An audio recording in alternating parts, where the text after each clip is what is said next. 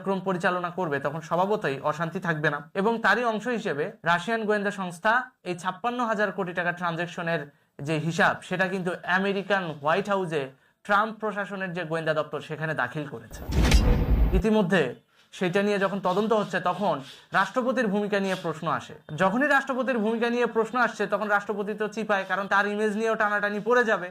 তখন রাষ্ট্রপতি কি করলো, ইমিডিয়েট ঘোষণা দিয়ে দিল কি যে খুব শীঘ্রই রাষ্ট্রপতির নির্বাহী আদেশে সবকিছু চেঞ্জ হতে যাচ্ছে। আর এই বিষয়টাকেই নিউজ করে বসলো আমাদের জনকণ্ঠ।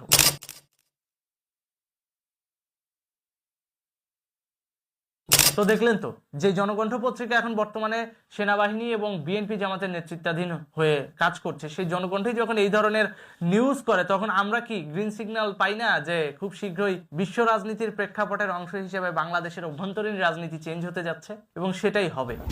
খুব শীঘ্রই এই যে তিন বাহিনীর প্রধান এরা হয় শেখ হাসিনার রিজিমে চলে আসবে, আদারওয়াইজ রাষ্ট্রপতির আদেশক্রমে এদেরকে চেঞ্জ করা হবে। দুইটার যে কোনো একটা ঘটবে। আর এইটা ঘটাইতে যায় দেখবেন যে রাষ্ট্রপতির সাথে সেনাবাহিনীর প্রধানের কনফ্লিক্ট লাগলেও লাগতে পারে, আর এই সুযোগে একটা সেনা শাসন আসলেও আসতে পারে, মানে ওই যে জোর করে ক্ষমতা দখলের যে প্রক্রিয়াটা। যদিও সংবিধান অনুযায়ী সেনা শাসনও অবৈধ, তো যদি এটা আসে তাহলে দেশ আবার পুনর্গঠন করতে দেখবেন যে আন্তর্জাতিক চাপ এবং জাতিসংঘ থেকে শান্তিরক্ষা মিশন পাঠিয়ে বাংলাদেশ সেনাবাহিনীর সাথে তখন দেখবেন আমেরিকান গোয়েন্দা সংস্থা এবং শান্তিরক্ষা বাহিনীর কনফ্লিক্ট লেগে যাবে। তখন একটা বাহিনীর বিরুদ্ধে চলে যাবে পুরো বিশ্বের যারা শান্তিকামী বাহিনী রয়েছে, জাতিসংঘের শান্তিরক্ষী বাহিনী তারা।